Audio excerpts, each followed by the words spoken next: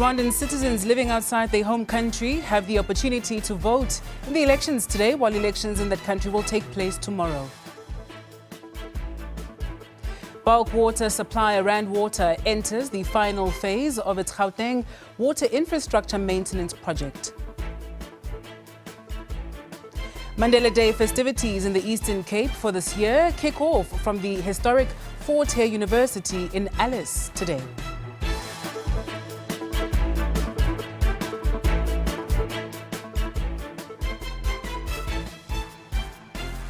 It's just gone 12 noon Central African time. A very good afternoon to you. This is the week ahead. Welcome to the SABC News Channel 404. We are live with you from our Auckland Park studios in Johannesburg. We invite you to be part of the conversation. Ring us, if you will, on our number that's 011-714-0680, 0681 or 0682. I am Sebenzile Nkambule. Welcome.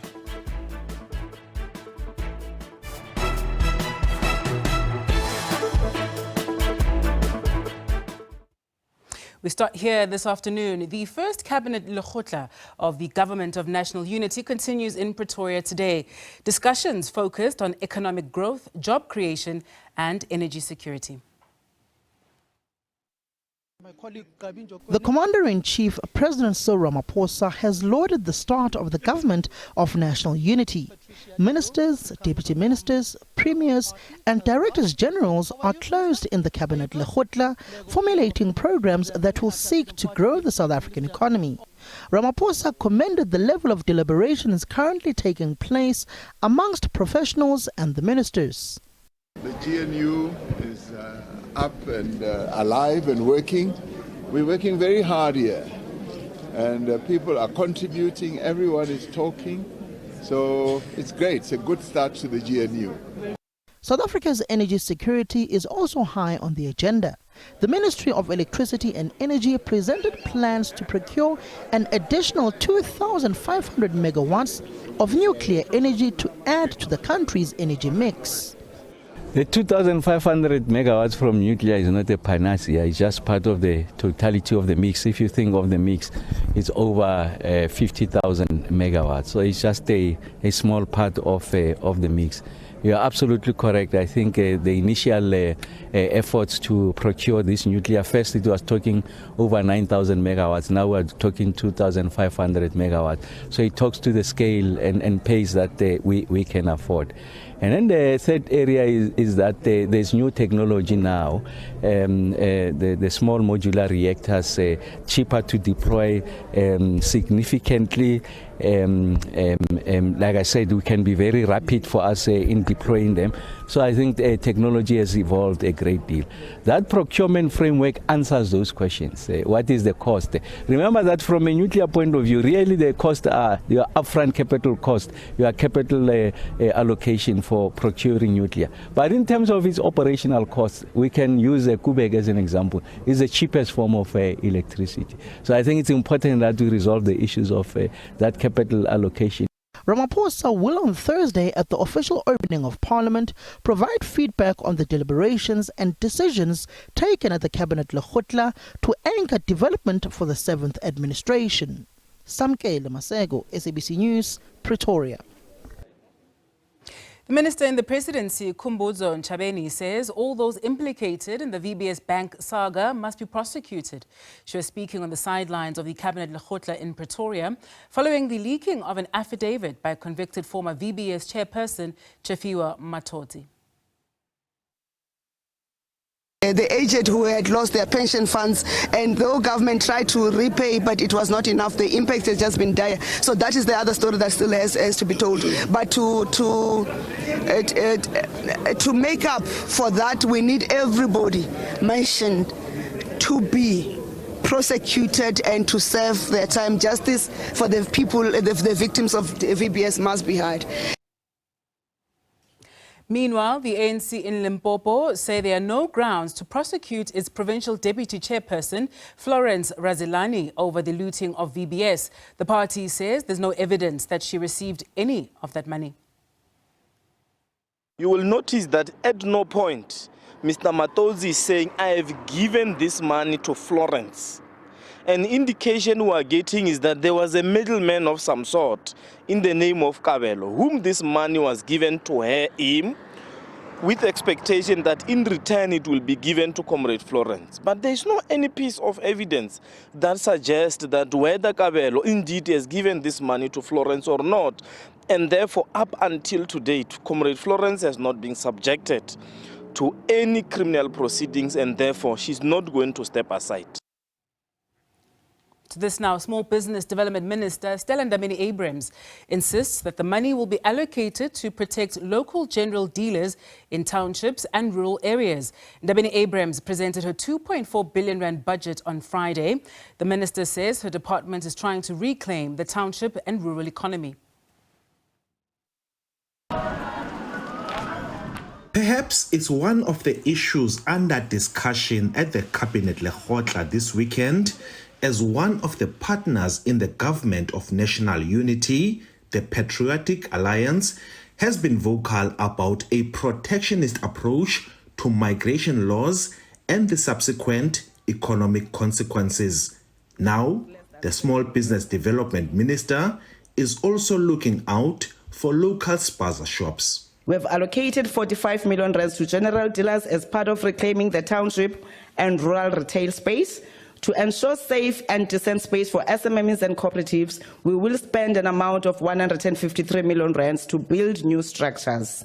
To deal with fake products that are destroying our local economy, whilst also exposing our people to harmful products this year, we have established the Township Economy Task Force, which will help also unlock access to local markets. A new funding model is in the pipeline for small businesses. In order to expand access to finance and early-stage investment, we will be tabling this policy to Cabinet in this quarter. The policy will be a game changer as it also proposes an establishment of the Fund of Funds, which we are currently designing. The fund will de-risk and leverage investment from the private sector and institutional investors for startups, amongst other things. We will also prioritize developing a startup policy and legislation as required, and this will be done in collaboration with relevant departments. And underperformance will also not be tolerated. This year, we will also establish a portfolio war room to accelerate the execution of priorities. There will be zero tolerance for underperformance and underspending, and we will be strengthening performance management and accountability. No matter how big or small the promises, the talk must be accompanied by the walk. Ulelani Philip, SABC News, Parliament. Bulk water supplier Rand Water has entered the final phase of its Gauteng water infrastructure maintenance project that will continue on Monday until the end of July. The 37-day maintenance project began on the 22nd of June. It's reported that some areas supplied by the Zekerbosch and Mapleton pump stations will be affected by low water pressure. Gauteng is one of the provinces that needs infrastructure maintenance the most, with its burgeoning population and increasing infrastructure demands. Rand Water says it is working on different systems in different locations, and this could result in some areas having limited water supply during the course of the project. The affected areas include Germiston, Brakfontein, Brakpan and Vlakfontein. Let's take a look now to the headlines of the newspapers. Let's see what's making headlines. We're joined this afternoon by Thabo Shole Mashao, who is a media commentator. Thabo, thank you very much for your time with us this afternoon. Let's take a look at the newspapers. In fact, let's park that for a second. Let's take a quick break so we sort out our connection with Thabo, and then we'll take a look at what's making headlines on the newspapers on the other side of this. Stay with us.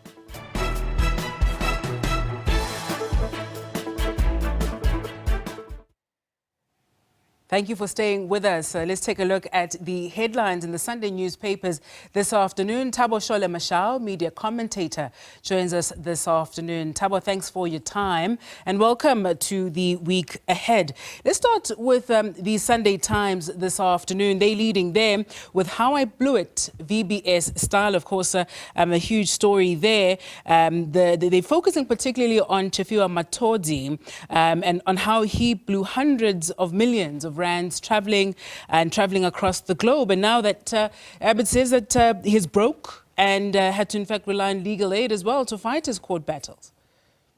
That's what we read in the Sunday Times today. Good afternoon to you, Sebe, and to your viewers. Thanks for having me.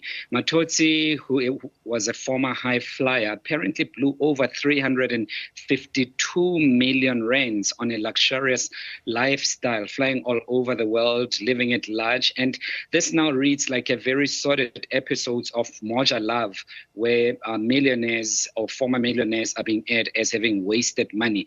And the Sunday Times piece written by Sabelo Sikete and Tandukolo Chika chronicles how it all started. We remember that he was the chair of Vele, and Vele was the majority shareholder in VBS. And at the time, he apparently sought favor with various politicians, and it is alleged that some of those include politicians in the ANC and in the EFF.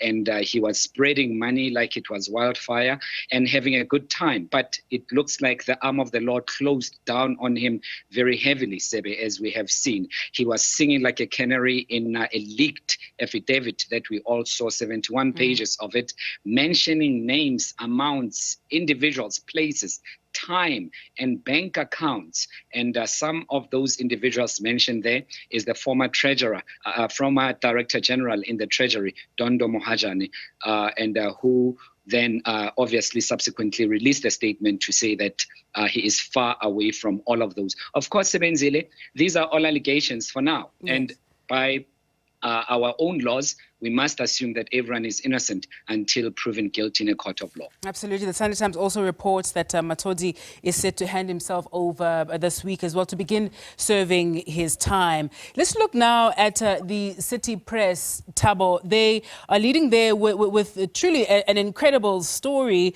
a very sad one at that. Police official killed for exposing a JMPD gun rental syndicate. One Sebenzile Benedict Sithole was killed earlier this week. A forensic investigator who, as the City Press reports, was on the verge of cracking this particular syndicate. What's that about? I mean, it's a very interesting story, and you are quite right. We need more stories like this that really laser focuses on what's happening in the metros, not just nationally. This is about the city of Johannesburg Metro Police Department. It is said that in that story that there was an investigator, forensic investigator, who was just on the heels of nabbing a criminal syndicate, very intricate, Sebenzile, might I add, that it's alleged that these were cash in transit heist kingpins who would then go to the police, Metro Police in this instance, Johannesburg Metro Police, hire guns out, like huge rifles, R5 rifles and other rifles that they would need for this huge operation. And some top generals knew about this, and they would be paid worse off once the jobs were successful, and the guns then would be returned. That is absolutely sordid.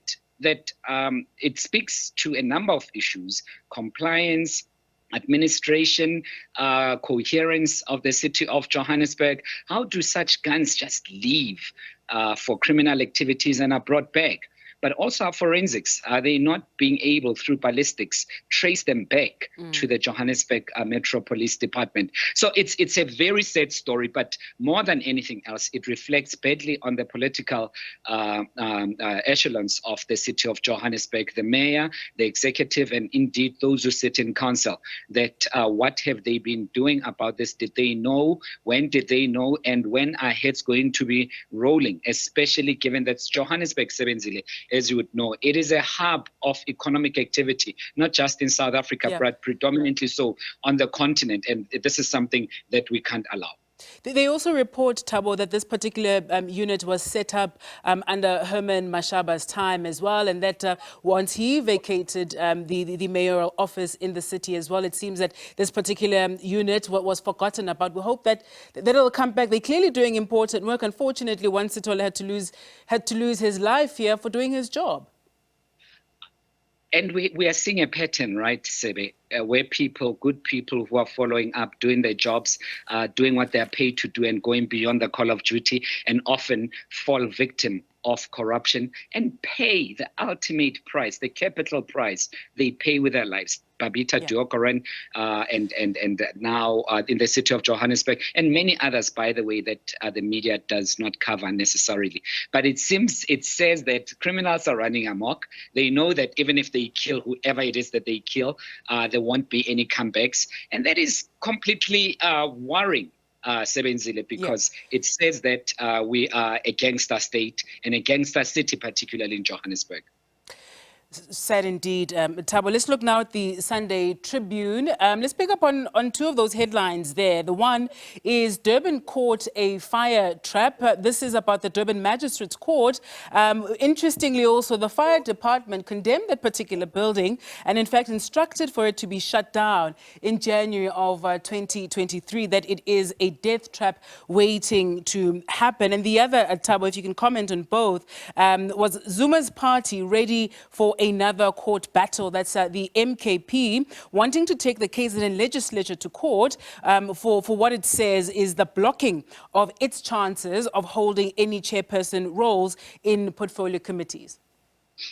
Very interesting. We know what happened in Parliament a couple of years ago, and that's why that the city hall in Cape Town was used, including the city ICC in Cape Town was used as a parliamentary precinct over the past few weeks since Parliament has opened. Now we're seeing the very same thing in Durban.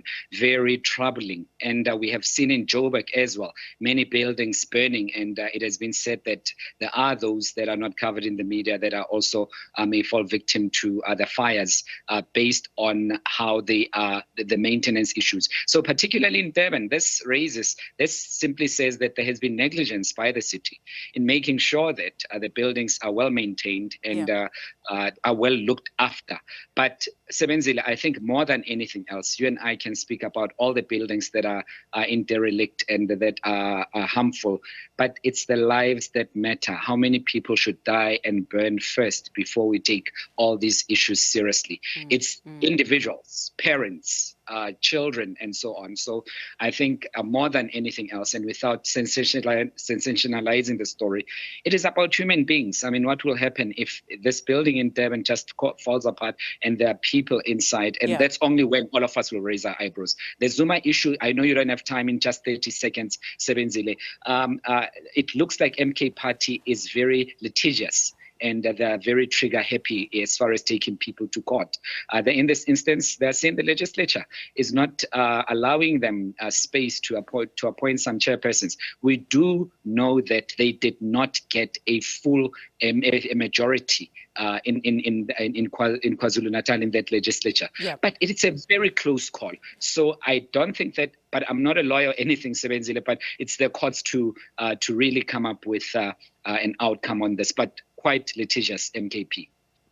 And then let's look at the Sunday World this afternoon, Thabo, as the last one. State to spy on social media users. The SABS Crime Intelligence Division is reported here to spy on social media users to uncover criminal masterminds behind online profiles. I think what's particularly interesting here is that the people that they have in mind to lead this. Police Commissioner Fani Masemola is said to have handpicked former Police Minister Bheki Cele's political staff to lead this? Yes, I mean, the individuals who are leading this are quite interesting, and they somehow are not new to controversy. But I mean, I suppose there is a responsibility on the side of law enforcers to want to know what is happening in all quarters of society, including on social media. Given what happened in that fateful July that we saw, Sebenzile, couple of years back, where the instigators, some of them it was alleged that they did it through Facebook, WhatsApps, and other forms of social media. But where do we draw the line? This is a very interesting ideological look on how the country is run, because at which point are we free and without the eye of Big Brother prying on us? And to what extent will they go searching? And will they then look at people's private lives? To what extent will people actually be blackmailed by the authorities if they find that you are doing something perhaps not illegal, but immoral? And it speaks to the kind of democracy that we have. Where is that line drawn? But the people that have been drawn into this, Sebenzile, as you have asked, are quite interested. And one wonders if they're not linked in the past in identifying the previous instigators on that fateful July, where we saw a whole lot of looting throughout the country. Right, that concerns whether or not these people are, in fact, have the necessary qualifications to do this work.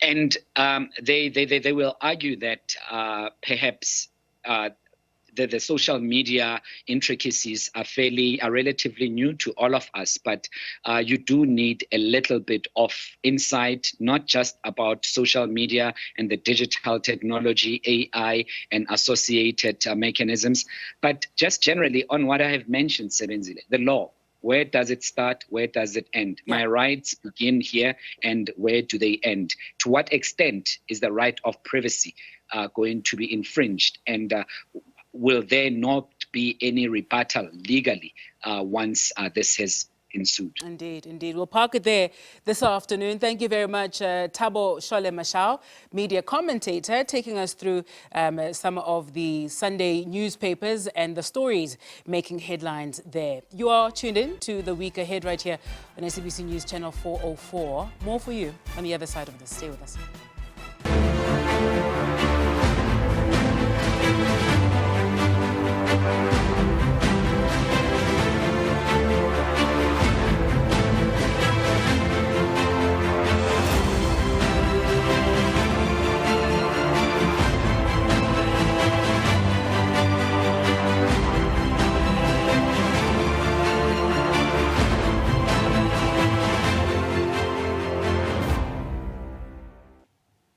While the rise of right-wing extremism is posing an existential risk to the rule of law in constitutional democracies worldwide, in South Africa, over the past 30 years, the rule of law has been tested by other means that posed a risk to the country's constitutional democracy. The question is South Africa's rule of law still intact, or has it in some instances become subservient to the law of the rulers? I am warning you that we will pray as we prayed for the downfall of the apartheid government. We will pray for the downfall of a government that misrepresents us. A lament and a warning from an anti-apartheid icon and one of the most ardent defenders of human rights. Behaving in a way that is totally at variance with the things for which we stood.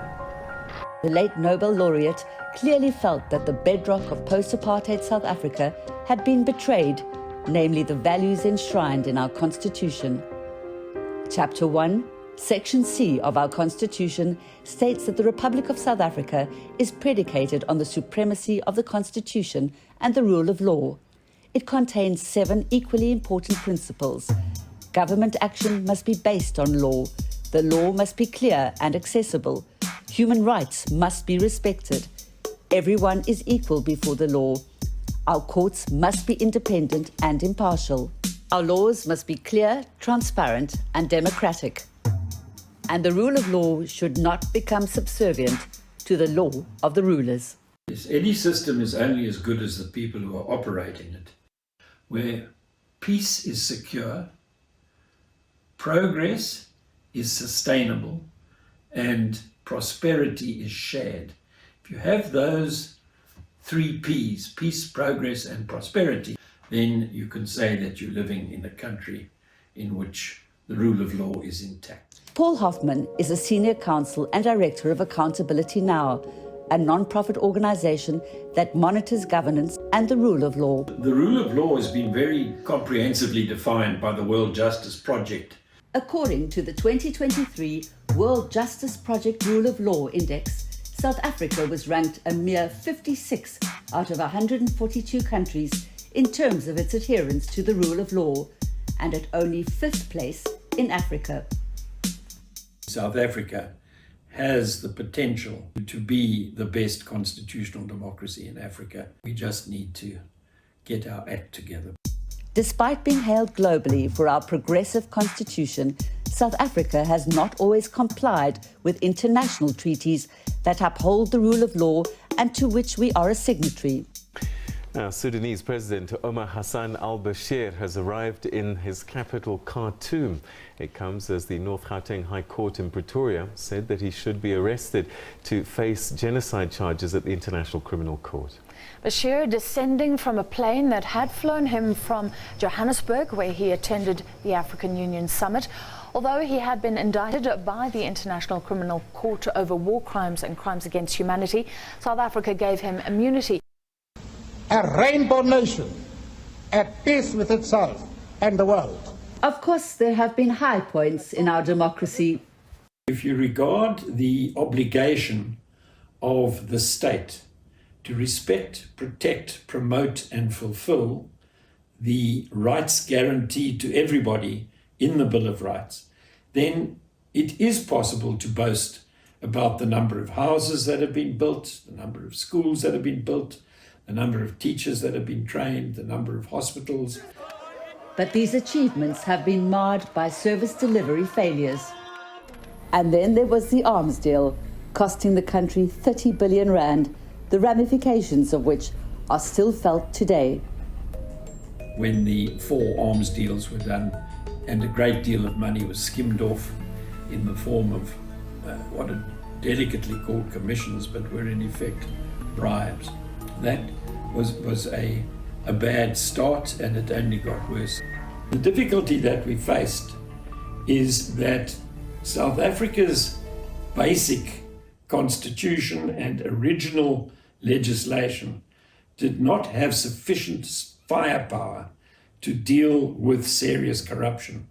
We then passed the PRECA Act, that's the Prevention and Combating of Corrupt Activities Act, and we introduced the Scorpions.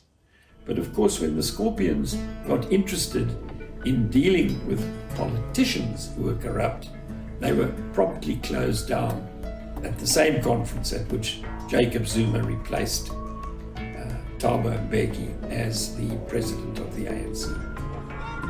Our democracy has not only come of age, but also rage.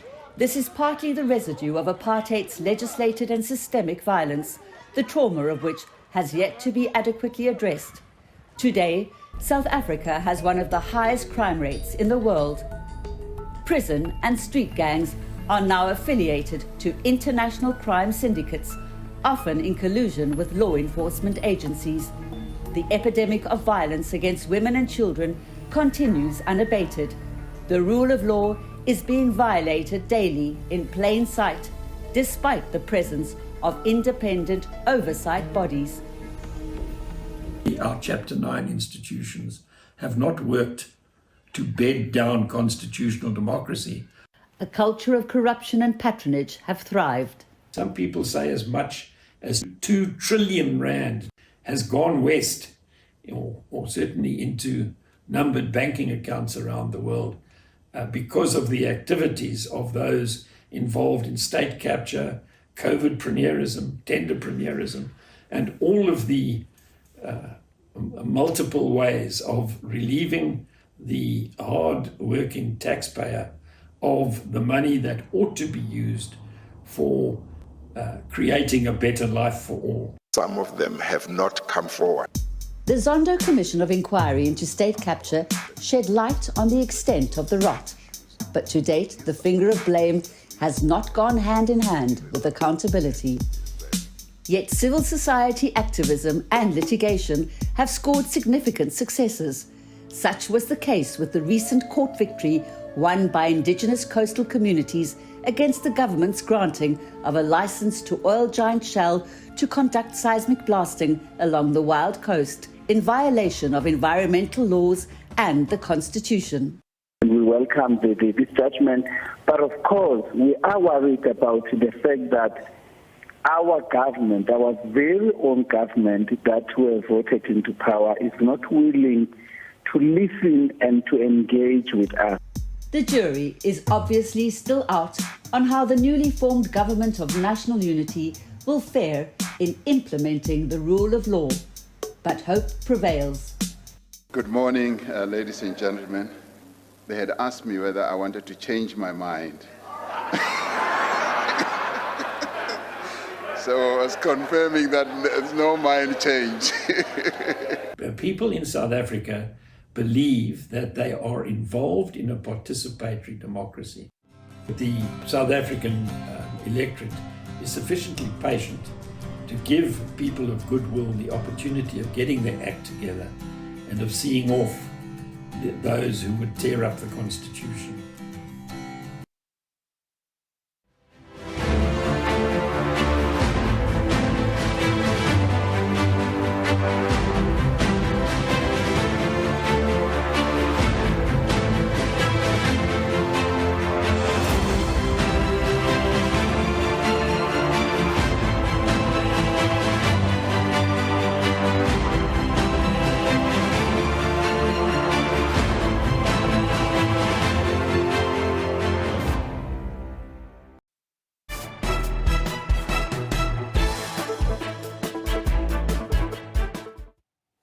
Thank you for staying with us. To this now, the Minister of International Relations and Cooperation, Ronald Lamola, says he has spoken to his United Arab Emirates counterpart about issues pertaining to South Africa.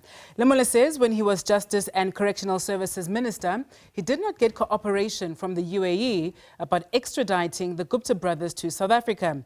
He will also travel to the United Kingdom and meet the newly elected Minister of Foreign Affairs. The minister will embark on his first international trip to the UK.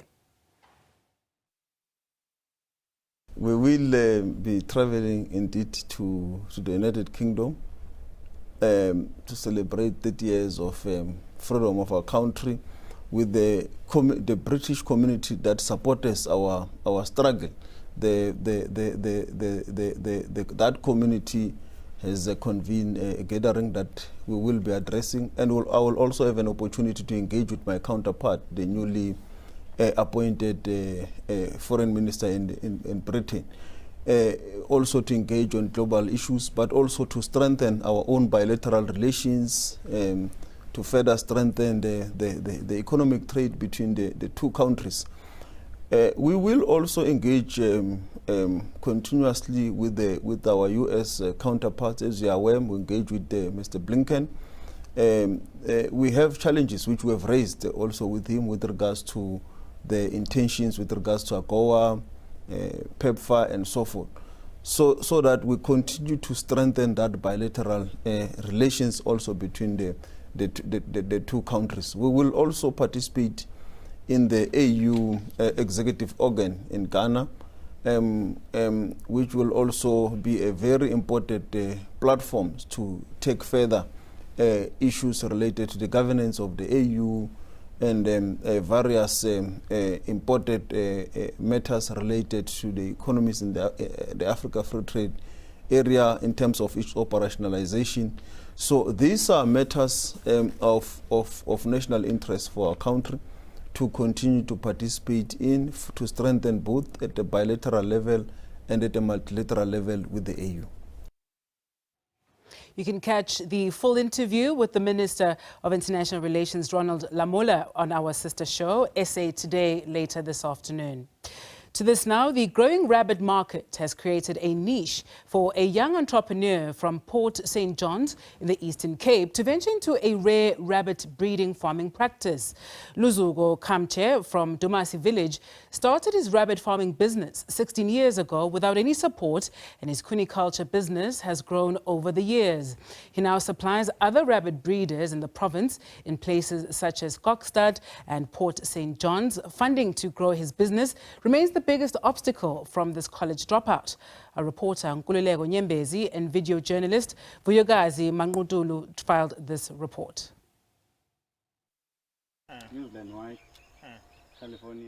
Breeding rabbits is a rare farming activity in the rural areas of Port St. John's. The cost of running the business is low, while the turnover is high. A small space is required to house the rabbits for breeding, and the feed is easily available. There is a growing demand of rabbit meat and is fair in a diverse market. But for the 2-year-old Luzugo Kamche, this is also about creating jobs and growing the economy.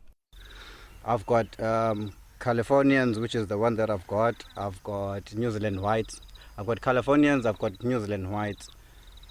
because I'm breeding for commercial purposes. So New Zealand whites and Californians, they've got huge meat, less bones. That's Californians, New Zealand whites, and SA pendulas. So I breed them commercially for people and for the pelt use. The pelts are also being used for clothing and all.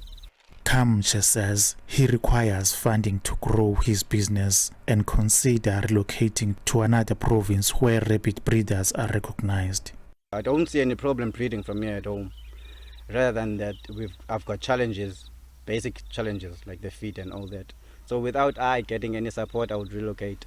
But other than that, if the government will give me a hand, let's say supporting structure, transportation-wise, because we'll need, let's say I've got a market at PE.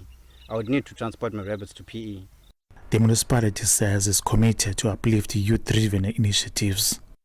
We value our SMMEs, especially the youth, because we have a variety of SMMEs in Port St. John, and there are a variety of them that are farming, some with rabbits and beekeeping. We have made a document to combine all what they are doing from anywhere. So we try our level best to see to it that they participate in-house, but we want to sell them to the world because we are saying taking Port St. John's to the world through them. Luzuko has also explored beekeeping as a complementary project to his rabbits breeding. He says even beekeeping project is not financially supported. Our challenge is transportation, extracting hives. We need plenty of hives. We need supers as plenty as they could be so that we will be able to rent them out, make more honey, because more boxes means more honey. We need more honey, we need ladders, we need machines, as I've mentioned before, extracting machines, bucket warmers, wax pressers, you can name it. Eastern Cape Business Chamber has called on government to support young people and help them grow their businesses. I don't believe there's enough supporting structures that help them to be absorbed into the business. In fact, give them space so that they can do their own things and start businesses which will then eventually employ other people. It's not really happening. It could be a sad day if they leave this area because now they live as a huge vacuum. Kamche says his dream is to expand his business and create jobs for the unemployed young people in Port St. John's. I'm Gulula Kunyembezi, SABC News, Port St. John's.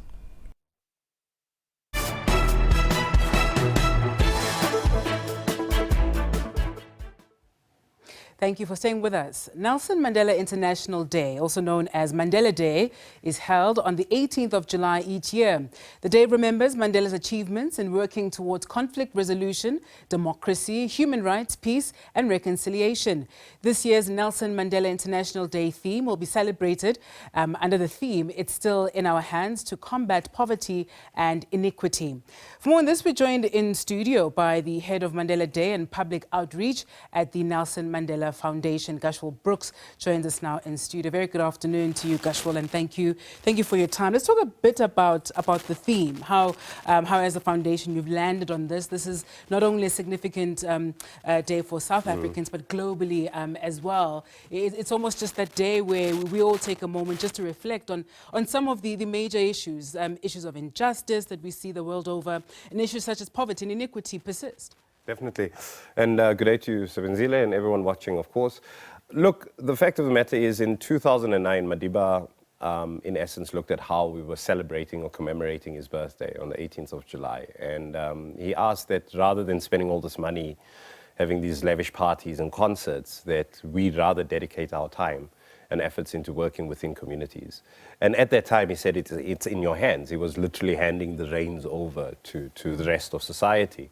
And what we're saying is the Nelson Mandela Foundation. Last year, we said it's in your hands, directly quoting from Madiba's words. And what we're saying is it's still in your hands to combat poverty and inequity, probably the two major issues that we have to deal with globally. And what we are doing as the Nelson Mandela Foundation is supporting the efforts of various organizations and individuals and people on the day, as opposed to saying that we're setting the programmatic agenda. Well, when you reflect over the years on how Mandela Day, International Mandela Day has been commemorated, and some of the themes that you look to foreground and surface for people to just think about, has there been a shift in values about people appreciating really that there's still a lot of work to be done? Do you feel that the dial certainly has been shifted somewhat in people being better citizens and truly being cognizant of the persisting issues in the world? Sebenzile, I mean, last night's events already show how complex Exactly. the world is that we live in. Yeah. I think the fact of the matter is that following COVID, I think as a society, whether you look at business, whether you look at civil society, whether you look at governments, whether you look at individuals, we've become very parochial, very navel-gazing, me first, my needs first, etc., etc. Yeah. And we understand why. Economies have slowed down. The good times that we had, in the last 10 years have definitely halted to a very slow screech. And I think on that basis, we're less willing to give of ourselves to the rest of society. And that is somewhat concerning. And I think that this year's approach, rather than saying that, look, we recognize as the Nelson Mandela Foundation that there are certain things and certain bits of work that we do need to do in an effort to advance human society. But at the very same time, I think we can't ignore the fact that a lot of people are doing great things within their communities on a day-to-day basis. And the 18th of July is the opportunity for us to showcase that and to say that, listen, let's pay attention to what it is that people are doing globally. Yeah, you're of course making reference to what is being treated as an attempted assassination of former President of the United States, Trump, at a rally. Many of us would have woken up this morning at 5 a.m. and been quite shocked that happened. We've just had an election in South Africa, a hotly contested one, which has, of course, resulted in what we call a GNU. We talk about all sorts of issues, and often political figures, politically exposed people are front and center of all of these issues. Indeed. Do you find that as a foundation that does this work, that it's almost hard to get a voice in, right? It's hard to get enough media attention, enough of us talking about all of the other stuff, the issues that in fact impact, kind of real world, ordinary people, and too much perhaps on the people who, in some respects, actually stall progress, are a big part of the problem, as opposed to the ordinary people who probably need us to be paying a lot more attention and thinking about how resources are spent towards their needs and so on. Is it a bit of a struggle working in the non-profit sector to actually talk about the important good stuff? You've taken the thoughts from my mind. I mean, I'll give you an example. The 18th of July this year is also the opening of Parliament. Yes. When the President is going to give us a State of the Nation address, for lack of a better term. And unfortunately, it happens to be Nelson Mandela International Day as well. And as the Nelson Mandela Foundation, along with many other partners globally, there are so many plans and activations and things that will happen on that day to showcase that work that I spoke of being showcased on the 18th of July. As an example, we're partnering up with the United Nations and we're hosting a series of 17 TEDx talks, specifically looking at the Sustainable Development Goals, something that is key and essential, we believe, at the Nelson Mandela Foundation for advancing the planet as well as its people. But are we going to get the profiling that is required to elevate such an important conversation? Perhaps not, because where will our attention be drawn on the day? What's happening in Cape Town. Yeah. Even though the two things aren't happening at the same time, but we can't split you, for example, in two and have you both in Cape Town as well as at Gibbs on Thursday, the 18th of July. So what I'm just getting at is, yes, and I think that is also emblematic of what happens on a regular basis when we do talk about this good work that you mentioned. That very rarely gets showcased in the place of a lot of the political instability and issues that we see. We'll talk a bit more about the TEDx that's happening. Just on the point about kind of competing interests, competing attention, and limited time, right, for coverage. Has the Nelson Mandela Foundation said anything about the GNU? I may have missed it, but there was a point where a number of foundations kind of came together and wanted to have a say or at least engage on the post-election configuration of government, who'd be in the cabinet, Sure. and of course what are some of the issues that should be prioritized going forward. Did I miss that statement? If there hasn't been one, will there be one, or is there an aversion perhaps to be too parochial and focusing on what's happening at a national level, and you'd rather kind of focus on the SDGs and what's happening globally? Well, I think, it's layered on so many levels. I think that the electorate has spoken. This GNU that we have it's not an accident. It is our electorate that's saying that they weren't happy with what they had seen. This new formation of a government, supposedly, has barely had 2 weeks to get moving.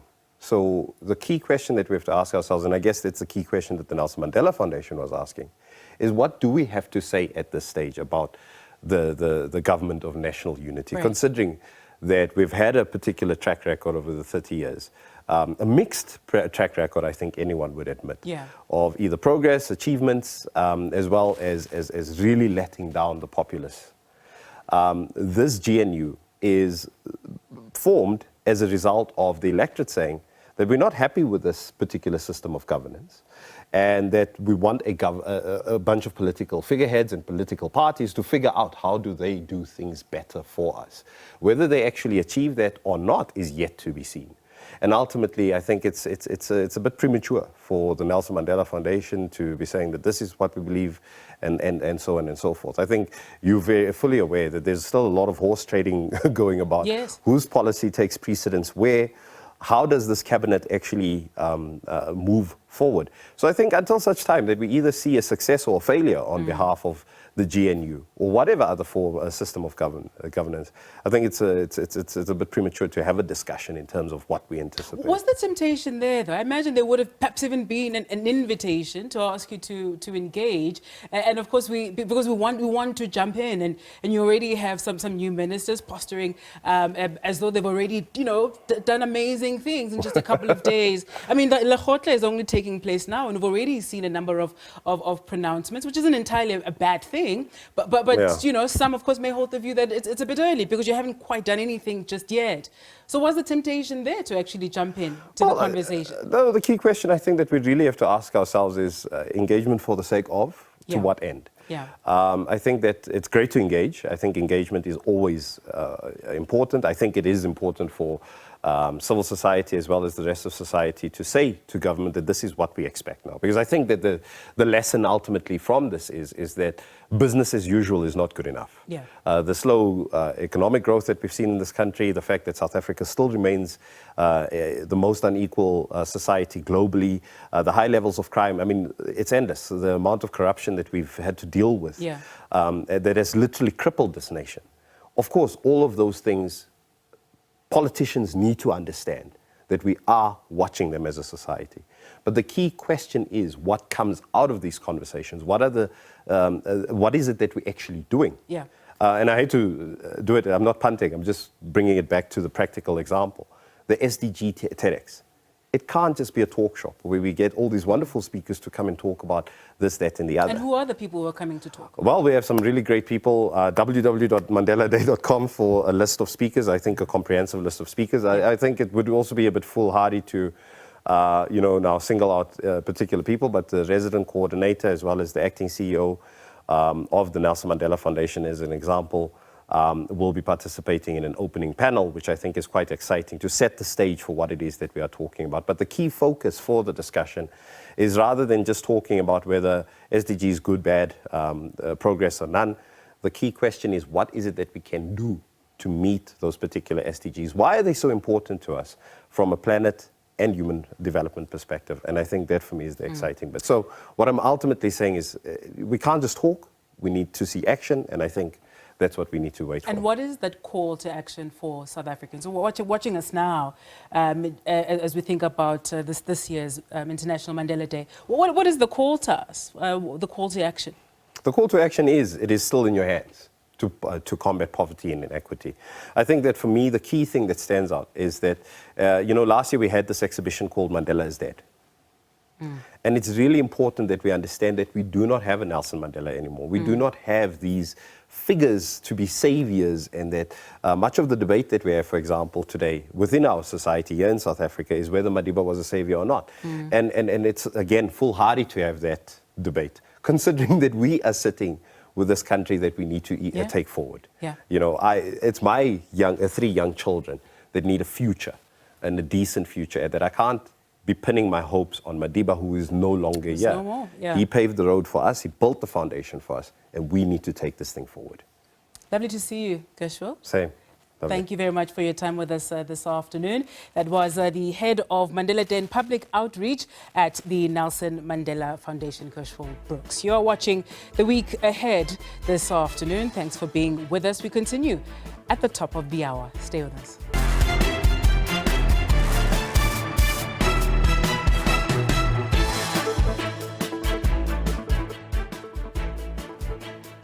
Former U.S. President Donald Trump has been wounded in the ear in an attempt to assassinate him. The first cabinet lekgotla of the Government of National Unity continues in Pretoria today. Discussions have focused on economic growth, job creation, and energy security. The death toll from ongoing wildfires in KwaZulu-Natal has risen to 7.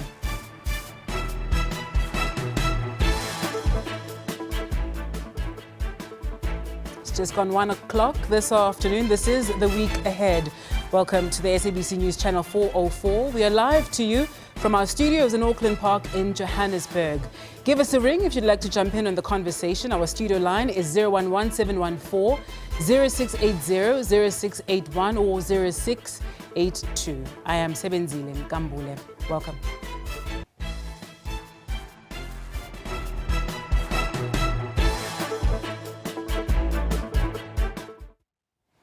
We start here this hour. Rescue teams are working round the clock in the Western Cape, which has been battered by a week of heavy storms.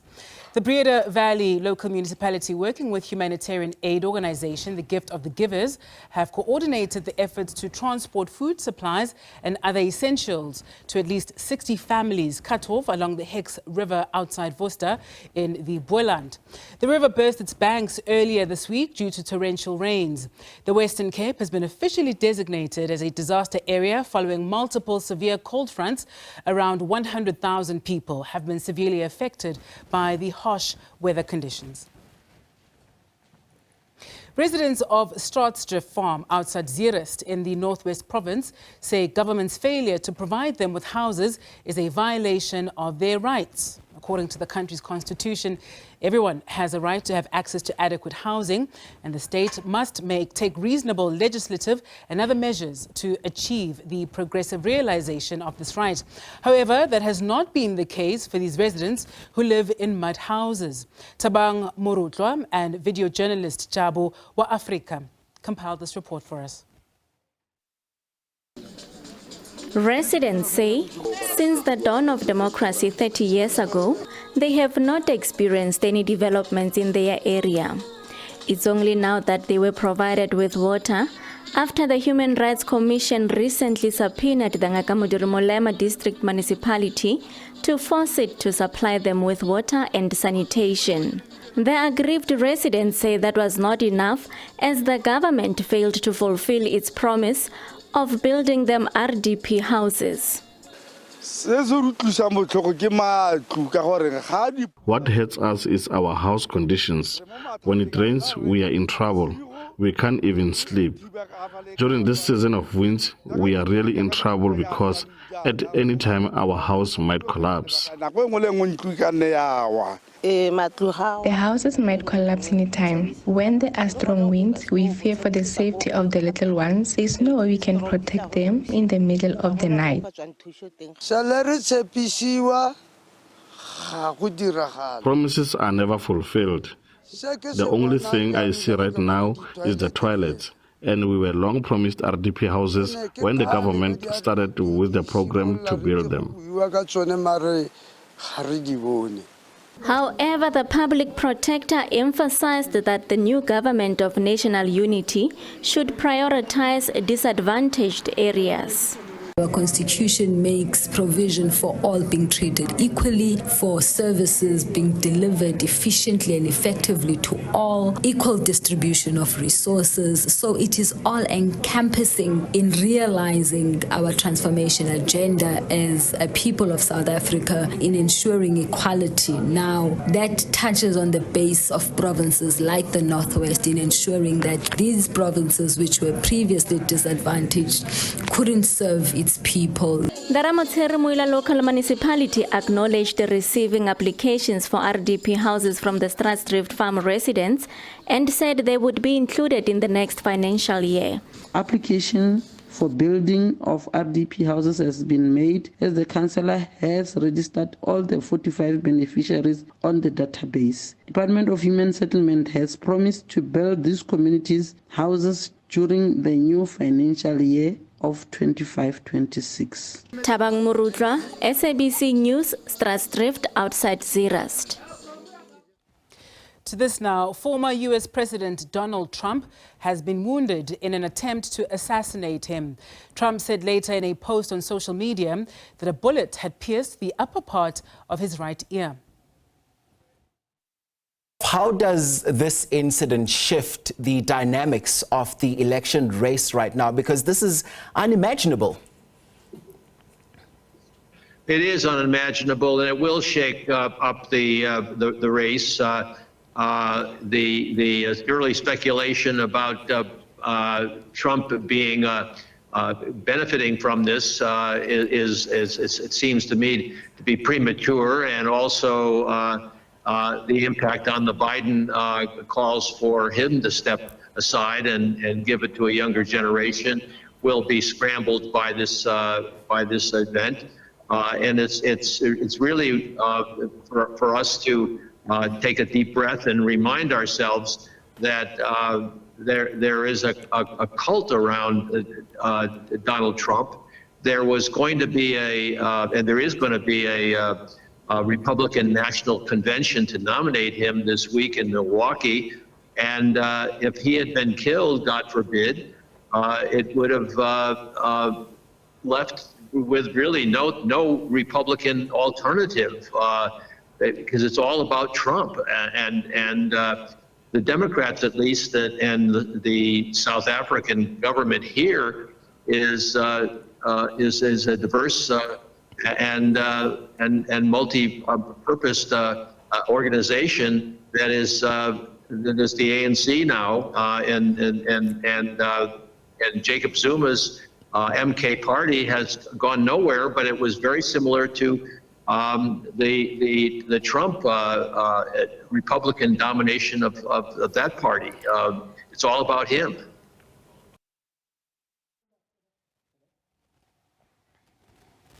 That's what international relations analyst Professor John Stremlau said earlier on the SABC. Let me bring in now our international relations editor here at the SABC, Sophie Mukwena, to talk a bit more about truly what has been a shocking story.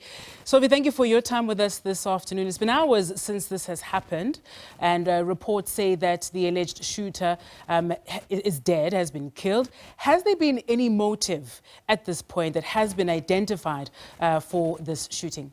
It is not clear at this moment why he took such a decision, because when you look at the background information that we have currently is that he was a registered member of the Republican Party, and also he did donate some money earlier on, and therefore it is very difficult to get to understand why the person did that. Secondly, when you look at the Republicans, the party, you see that currently Donald Trump doesn't have a competitor. And therefore, you'd ask yourself that if it was an internal matter within the Republican Party, they wouldn't do this at an 11th hour, because we're counting how many months, 4 months to the elections, and there's no other candidate except Donald Trump. He was expected, or he is still going to be endorsed, nominated at the convention tomorrow. And therefore, if it is the internal matter, it's quite surprising. But the issue is the FBI and all the law enforcement agencies in the United States of America are currently looking at all information available to them. They are looking at the social media. They are trying to make sense of where this could have been orchestrated or engineered, and therefore you have people, the eyewitness I saw on one of the international broadcasters saying that he did see this man with his funny movements and having a gun and was able to inform the police, but it looks like the police did drop the ball, and therefore many people are questioning the security around former President Donald Trump, and many are saying this was a security breach and therefore something must be done. We know that you can't take chances with people who are the candidates, particularly the front runners, and I think this is the issue that many will grapple with, as we know that this week the FBI and intelligence were supposed to start to give him information in relation to security matters in the United States of America, because as a front runner, you start taking those front runners on board in terms of the situation in the country, so that should any of them win, they are a bit familiar. You're not starting from scratch. Of course, there's a level of intolerance here to democracy, really, that we're seeing from this. And soon after this incident, we saw statements from former President Barack Obama tweeting about this, or X, formerly Twitter. We saw Vice President Kamala Harris as well, and later on as well, the President Biden really speaking strongly against this. We then heard from Trump himself soon after as well, and as somebody, of course, who I suppose after the shock has settled, we'll also see this as some sort of a PR opportunity. Are we hearing that already from the short tweets he put out? Well, I expected the senior influential characters in the United States of America, or newsmakers, to speak out quickly when Chris Hani was assassinated, realizing that that could engulf the country into civil war. Madiba was quick to issue statement, and senior ANC leaders calling for calm. Now, when you see the Obamas, you see the Bidens, you see the Clintons issuing statements, it is because they are trying to manage this situation before it gets out of hand. Now, on the issue of PR, he has spoken already. He is talking to people that he is close to, including journalists and analysts in the United States of America and the Republicans, different members. He said he is fine, and he has again commended the FBI and the Secret Service in terms of what they did immediately when that incident happened, and singling out some of those guys that you see in that video who quickly moved to surround him. But it looks like he was also well trained, because immediately after that incident, he went down, which is the first thing that you do when you are properly trained in terms of the security issues. But he continued to shout, let's fight, let's fight, let's fight. So the PR, in a sense, that when he uttered those words with his fist, there was a raw entire area, and that resonated with some people, or many people in the country who are in support of Donald Trump. And now, when you look at the history, let's go back to what happened to Ronald Reagan in 1981. When he was also shot. And that led to his support swelling. And in 1984, he won the presidential elections in a landslide victory. And therefore, people are like that. They will sympathize with someone when someone is in a crisis.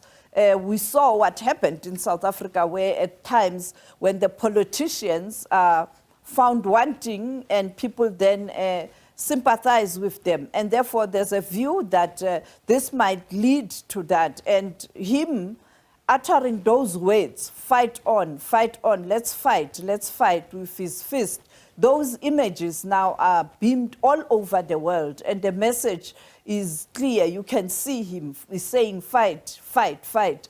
And therefore, this is something that's going to work, because elections, besides what you say, the body language, how you dress, how you present yourself to the people when you are in the rally or you are campaigning, whether it's door to door, the body language on its own, it's something that can bring viewers or that can bring voters. And therefore, that action, you see a brave man. And sometimes people might say now, this is the man who can defend or protect the United States of America.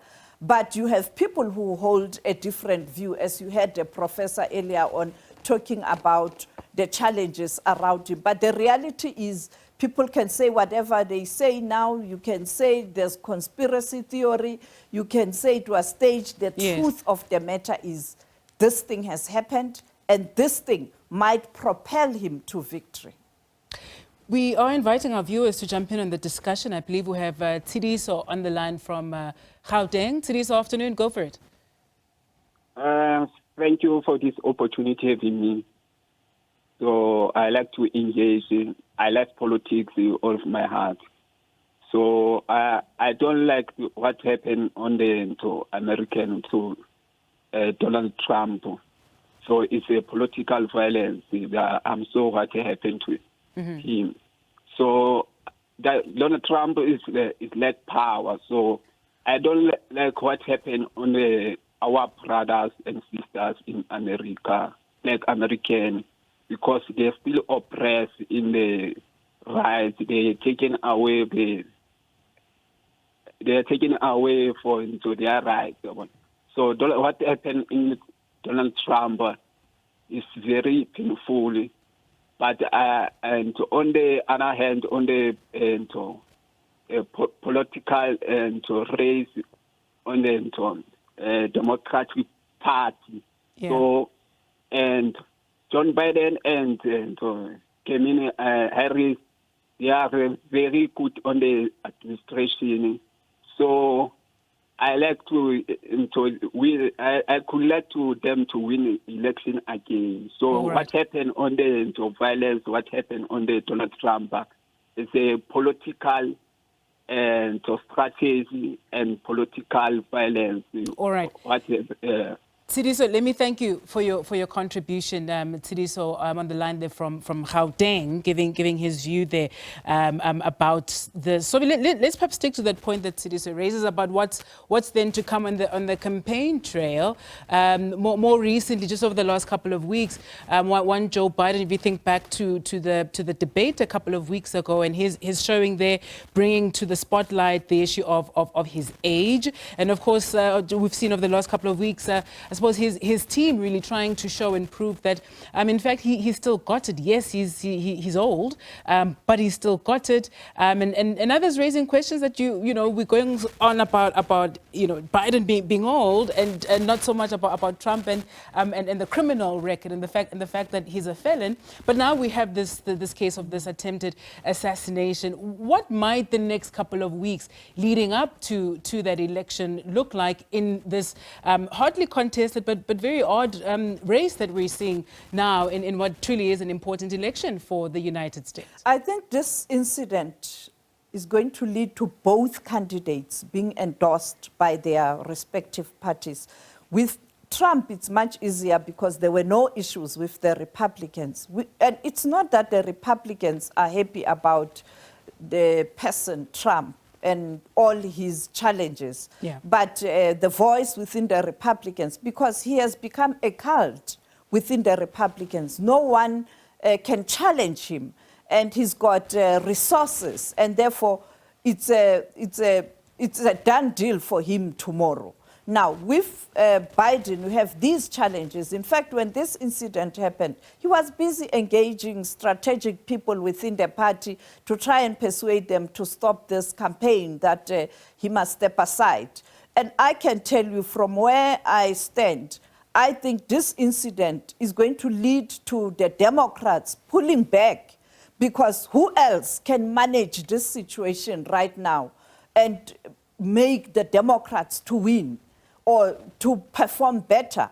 And therefore, I think you'll see more support for Biden going to the convention in August and coming to tomorrow or starting today, because of the time difference, it's still midnight in the US. When they wake up, I think he is going to try and also speak with conviction and strong statement condemning the political violence. And don't forget what transpired at the Capitol Hill after a year after he won the elections. And therefore, you can see that he's going to talk about a seed that's there, that was planted, and therefore it's leading to a situation where the United States of America is again grappling with political violence, and the proliferation of guns and arms in that country is another factor in terms of what is happening in that country. Gun violence. I mean, just now I saw a report that people have been killed somewhere in a nightclub. It has become a daily occurrence, and therefore if ordinary people are being killed like that, the leaders are not immune.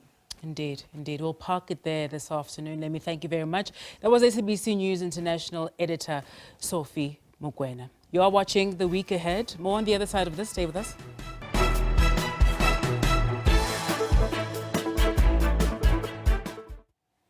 Thank you for staying with us. Now, animal welfare organizations in Cape Town say they are being inundated with calls to rescue animals trapped in waterlogged situations or strays are being brought in. This as wet, cold and windy conditions continue to batter the province. The Cape of Good Hope SPCA is asking for communities to open their hearts and homes and adopt. These pets, like their human counterparts, have not been spared by the week-long adverse weather conditions. And if it wasn't for the unwavering commitment of the rescue teams, many, like this dog they have now named River, would have suffered even more. The Cape of Good Hope SPCA says it has been busy. We've just really seen some animals being displaced, farm animals, wild animals, especially dogs and cats. We've had animals stuck in rivers, we've had animals stuck in canals and flay areas. Our inspectors are working around the clock 24/7 to make sure that these animals are saved. They've been surrendered, rescued or are strays. And in this weather, there's more demand for safe spaces. I have people calling, asking us if they can either donate or even coming to adopt animals, because that was what they're trying to do, to save as many animals as they can.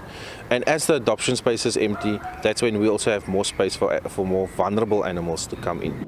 The Lone Animal Clinic in Kailicha says it's more than 150% full, with more calls for help coming in. As you can see in our socials, we are pleading with the community for adoptions and even fosters, because we want our dogs not to be impacted by this storm, as it is cold for them. And even though we have blankets and stuff, but in their cases they're still outside. So we want them all, if it's possible, to be in happy homes. With the rainy, cold conditions expected to persist, all the furry friends need is a cuddle next to a warm fireplace in its own happy home. Dandi, SABC News, Cape Town. Rwandans living abroad are voting today. President Paul Kagame is seeking re-election in the East African country. For more on this, we're joined on the lineup by reporter Kailihle Khumalo, who is coming to us live from Pretoria. Kailihle, very good afternoon to you. How are preparations going ahead of the elections? And for Rwandans in South Africa, are they participating? And how are they feeling about the elections? Well, absolutely, Sebenzile. Quite a very significant turnout here in Pretoria. As you know that, of course, today it's the diaspora vote for the Rwandans scattered all over the world. So just right here in South Africa, in Pretoria, there's quite a very massive turnout. But joining us now is the High Commissioner, Mr. Hatijeke, here with us. So once again, sir, thank you so much. So we can really see that it was a very seamless process. You just had an opportunity where you voted. Tell us about, these numbers of the people here. Thank you so much, Kaya, for being here and for having me.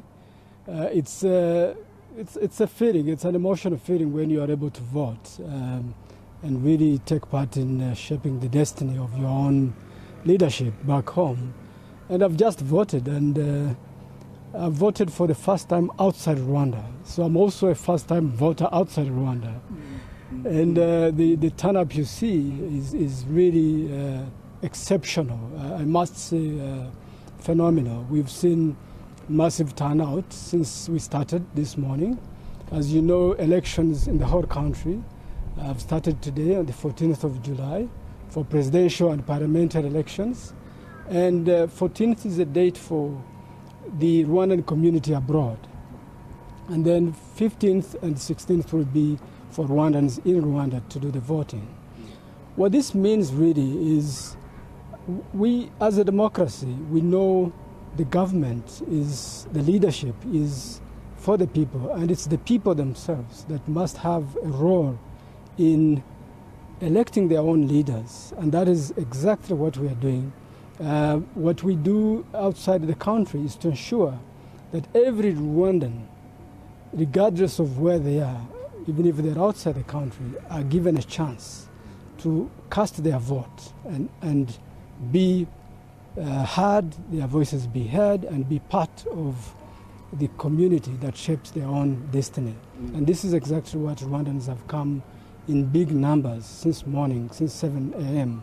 to do exactly that, their civic duty. Civic duty indeed, High Commissioner. The significance of these elections. I mean, obviously, this is a very interesting year where we're seeing so many of these elections. But in the context of Rwanda, what does these elections really mean? Really, Kaya, elections, like everywhere, is an opportunity for every citizen of the country to take part in deciding who leads them and in deciding the future of the country. You know, leadership is everything. It begins and falls on leadership. So whenever you're given an opportunity to decide for yourself who leads you, that is the most fundamental right as a citizen when it comes to elections.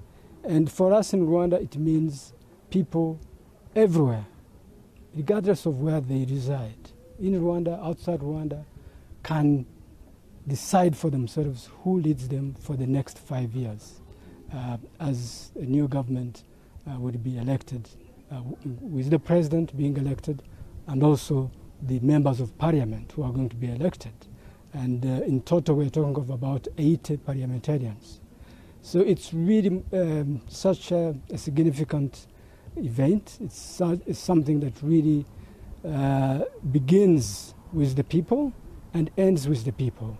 It's a journey of leadership. It's a journey that is in the hands of citizens to shape their own country and have a hand in its governance.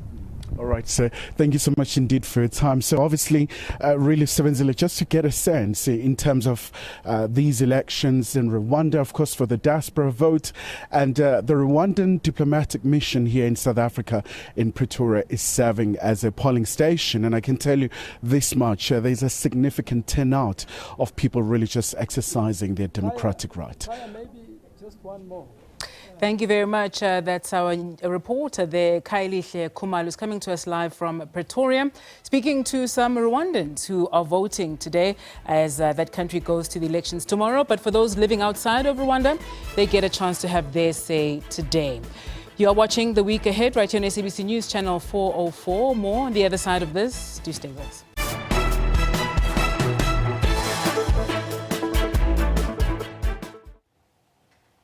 The death toll from ongoing wildfires in KwaZulu-Natal has risen to 7. The latest victim was a 59-year-old woman, Bongiwe Luthuli. The runaway fires have left a trail of destruction. Homes have been destroyed and livestock killed or left without food. 7 people have been confirmed dead in the province due to the fell fires. The Luthuli family is one of those who lost a loved one. We are shocked and we are disturbed. She is the only parent we had. She was taking care of the family with the pension that she was receiving. Residents say they are devastated. She went to try to put down fire around the graves. She was carrying water in the bucket. She slipped and fell. She was gutted by fire and she couldn't run away. We tried to extinguish fire, but our water was not enough. The Umlalazi municipality says it will work with traditional leaders to educate communities on how to manage runaway fires. We do campaigns in communities under Amakosi. We want to come up with strategies to prevent failed fires. People under Amakosi have lost all their belongings, including livestock and houses. Authorities have urged communities not to start fires in winter, as they can spread easily. I'm Nonhlakane Pumakwaza for SABC News eNgudwini at Umlalazi. The Dandi July returns once again for yet another horse riding extravaganza set to take place later this week.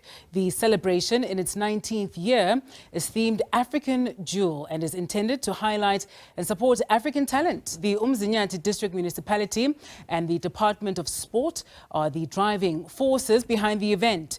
In addition, the event serves as a platform for local designers to exhibit their goods, art and music. Over the years, Dandi July has provided a stage for local designers to showcase their work, art and music, while also enjoying the world of horse racing. To tell us more, we are now joined in studio by Petrus Mthandeni Ngubane, who is an organizer of Dandi July and mayor to the Umzinyathi District Municipality. A very good afternoon to you, Bab Ngubane. Welcome to SABC News and thank you for your time. The theme, African Jewel, tell us a bit more about that and its significance this year. I take this opportunity to also thank you for the opportunity and to the listeners for being here. I think the African Jewel is just self-explanatory because we wish to also this time and around celebrate our African history, culture, and also to showcase all what we have as Africans.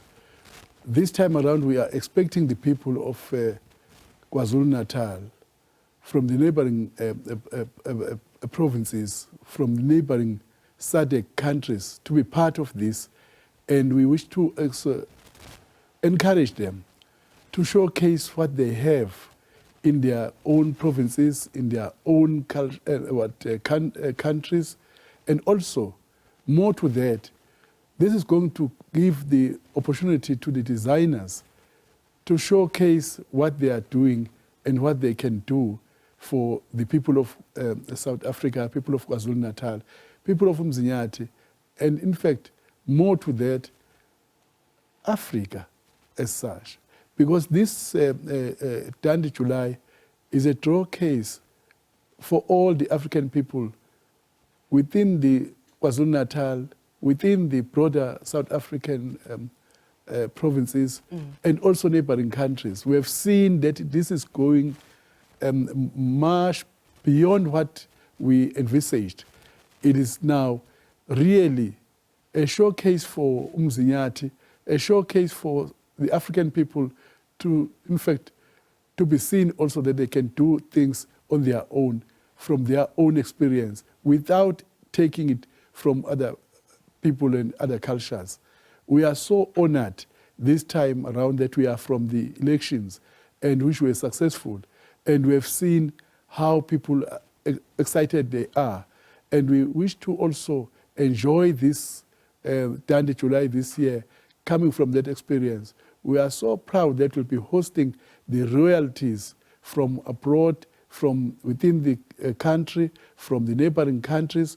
We are also expecting to host quite a number of people this time around to showcase what they are doing in music, in art, in designing, fashion design, but in terms of African experience this time around.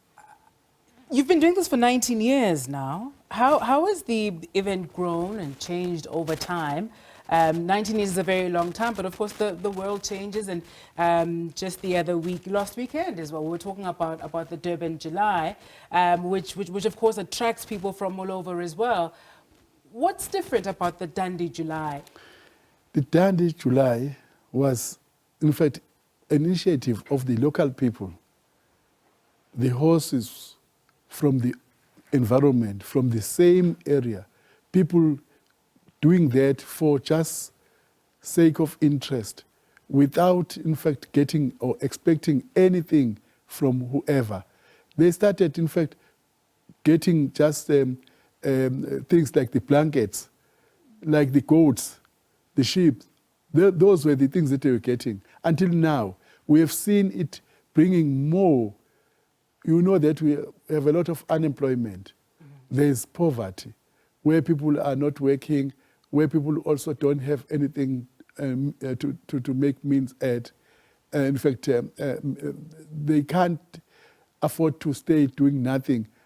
If they were to be idle, doing nothing, you'll see lots of things that might happen. Yeah. But we are so proud that with regard to economy, all our hotels, our B&Bs within Umzinyati are fully booked. Now we have also seen that the neighboring districts like Zululand, Utugela, Amajuba, as well as Durban, as far as Pietermaritzburg, Gundlov, are also booked by our people who will be coming there. We are so proud that the spin-off, in fact, economy is boosted by this Dandi July. Have you quantified that, that contribution that the Dandi July has had on Umzinyati's economy over the years? Do you have some numbers top of mind? Absolutely. We have seen people were counted in thousands. In the past, we used to have maybe, say, 10,000 people per day. But now people come more than that because, remember, Umzinyati is a battlefield route where the wars took place. Isandlwane, 1879. Pratt River, Ingome war that took place.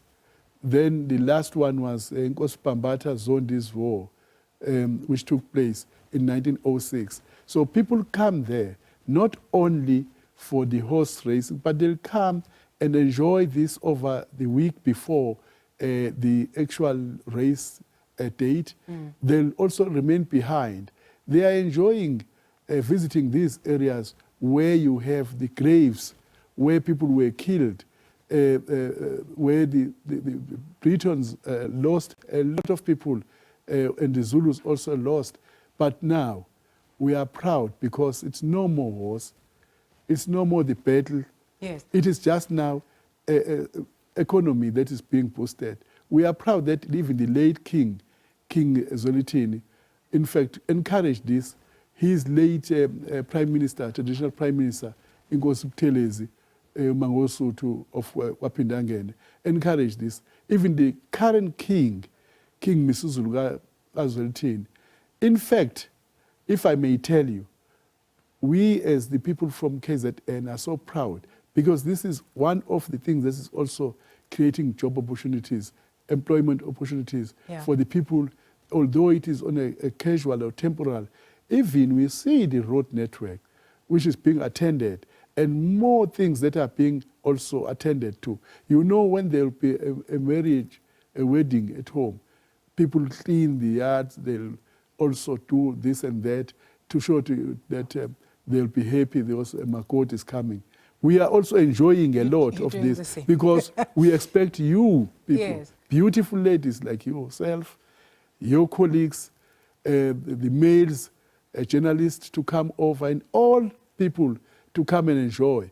More to this, we expect people to get Makotis, to get Makwenyanes also. Oh my. We have to get the son-in-laws, the daughters-in-laws, they are all there coming with the expectation to see friends, to get new friends, to start relationship. That's what we are encouraging. We want peace and stability in those areas. I'm sorry that I came at a wrong time where there is this felt fires that are reported. But we have to encourage our people also to take care of that because if they burn down, our horses are going to starve. our animals. Unfortunately, we are out of time. Yeah. We'll have to park it there this afternoon. But let me thank you very much for joining us. Thank you so much, my sister. It was a pleasure inviting me, and I look forward to welcoming you in that province of KwaZulu-Natal. I look forward to seeing you and your colleagues coming down. Please, you're welcome. Come and enjoy this Augustus function, which is always there in this time of the year. I thank you. Thank you. Thank you very much. That was Petrus Mthandeni Ngubane, who is an organizer of the Dandi July and the mayor at the Umzinyati District Municipality. Thank you very much to you.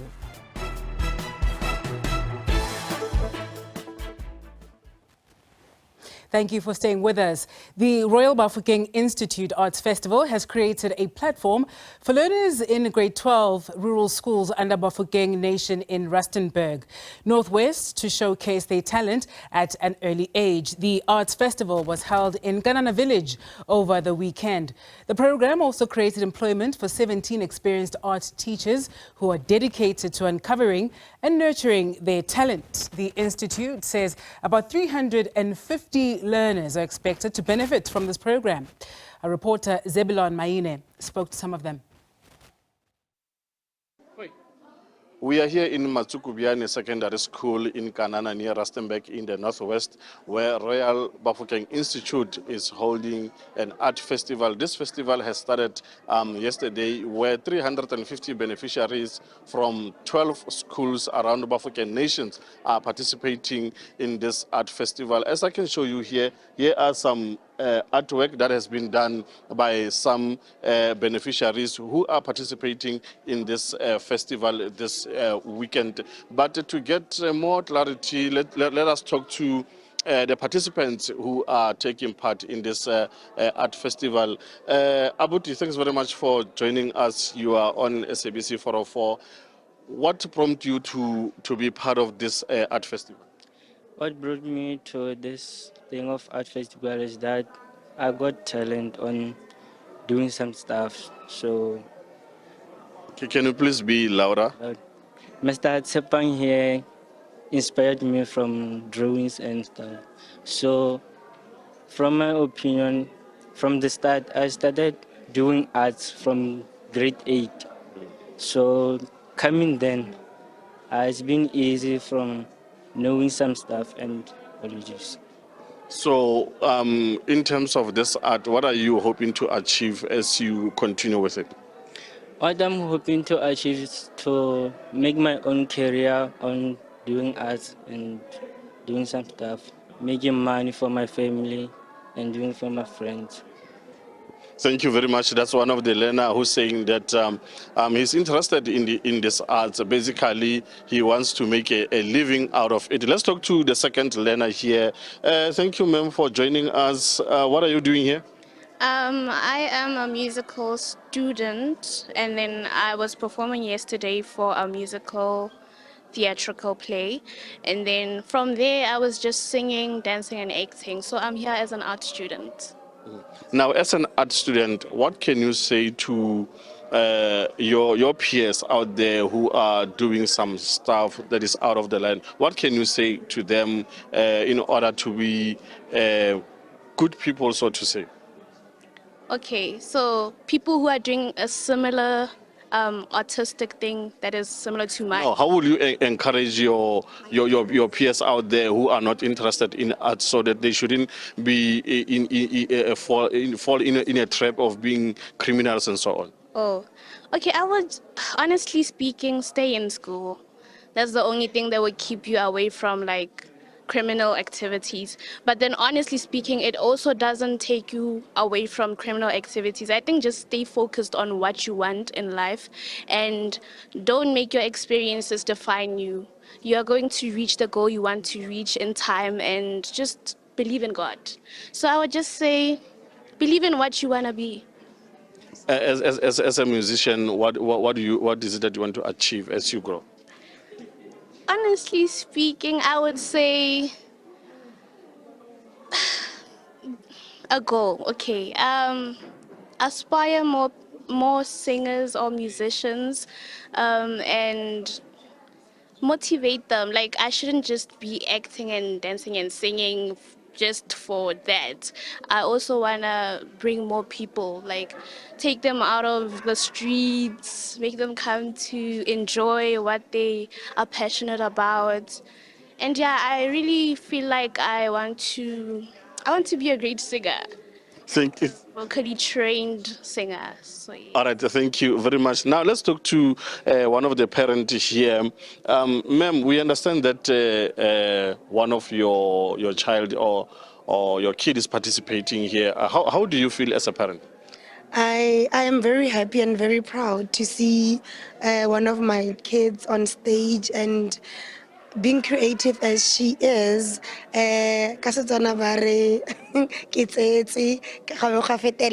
So I'm very proud because we are actually showing who we are on stage. So when we see our kids doing the most of what we have taught them, it's actually an expression that I can't even say much about it. But we are proud to be part of this as parents also. Now, as a parent, what motivation are you giving your child in order for him or her not to give up on what he or she is doing currently? In all honesty, I'm also an artist besides being a parent. So because of I am more experienced in the journey of being an artist or in being in the craft, it's actually much easier because of I'm not treating her as our parents were treating us. In my capacity, my parents were not really that supportive about me being an artist. But for her, it's much easier. I mean, even at school, she's learning music, dance, and all that because now those things are at school. So I'm very open and very proud that I gave her the opportunity to do such. Thank you very much. Let's talk to the last one here, who is a teacher of art. We understand that being an artist is difficult. Now, as you are teaching some of your learners here how to become artists and so on, particularly fine arts and so on, how are you going to make sure that they penetrate the market? Because we understand that the market of being an art is very difficult to penetrate. So how are you going to assist them?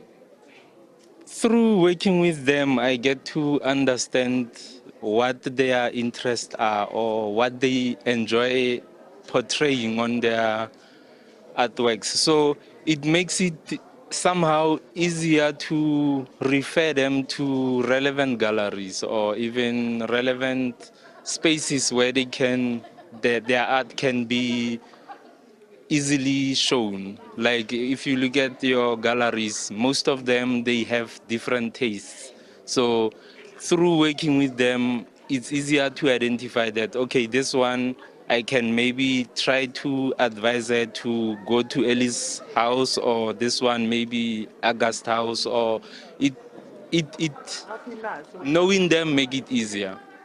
And lastly, we know that some learners will know that they might give up, maybe not seeing the light at the end of the day. How are you motivating them in order to be consistent in what they are doing? I try to show them that it's not only about what you put on the paper or what you sculpt. It also helps you to think outside the box. So being a student of art, you should not necessarily only limit yourself to being an artist, but also it's something you can use anywhere in life, because through art you can think outside the box. And I guess with every career you can choose, that aspect can help you. So that's... Thank you very much. Those are the teachers, parents, and the beneficiaries here. And we understand that it is the last day of the art festival. And we understand that in a month or two, there'll be a final festival where these learners are going to showcase their talent there. But with that, back to you in the studio. And that's it for this week's edition of The Week Ahead. Thank you very much for joining us, and have a fantastic Sunday afternoon further. From myself, Sebenzile Nkambule, and the team. Until next time, take care.